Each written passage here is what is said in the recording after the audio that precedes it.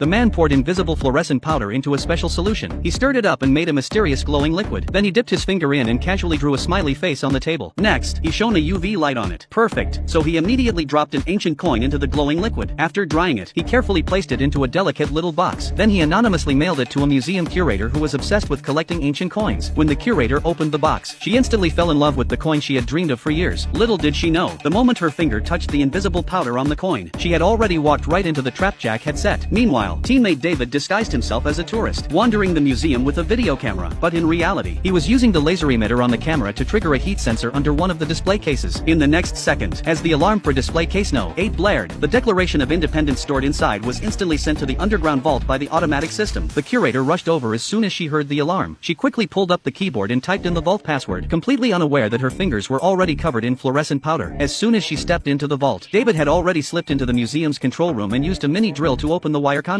He carefully inserted a transmission cable with a micro camera into the pipe and clipped it onto the museum's surveillance feed. In no time, they had successfully hacked into the museum's monitoring system. David immediately froze all camera footage. At the same time, Jack disguised himself as a maintenance worker and strolled into the museum under the pretense of inspecting the security system. He quickly ducked into the bathroom, stripped off his overalls, revealing a perfectly tailored suit underneath. After fixing his hair, Jack walked out looking like a refined gentleman and stepped into the party. He courteously handed the curator a glass of champagne. While someone stepped in to shake hands with her, he smoothly took the glass from her hand. With a polite smile, he said, "Excuse me, I need to use the restroom." Then he turned and walked away. Out of sight, he dumped the champagne, pulled out a plastic bag, and carefully sealed the glass inside. Back in the restroom, he quickly took out a hidden toolkit containing fingerprint extraction tools. He dripped the agent onto a wad of medical cotton, placed the cotton in a plastic bag and sealed it tight. Just 1 minute later, the fingerprints on the glass became crystal clear. Jack put on a fake fingerprint glove, carefully selected a full print from the glass, and transferred it onto the glove. Then he scanned through fingerprint ID and rode the elevator down to the vault. He took out a UV light and read the fluorescent letters aloud to David. David entered them into a program. Soon, they cracked the correct password sequence for the vault. As Jack entered the code, the vault door opened with a click. He quickly walked up to the display, lifted the old velvet cloth, and gently pulled out the legendary Declaration of Independence. He rolled it up and stuffed it into a plastic bag. Without drawing attention, he strolled out of the museum and vanished. But what Jack didn't expect was that the curator had been secretly watching him the whole time, because she also wanted to know whether the back of the Declaration really hid a treasure map.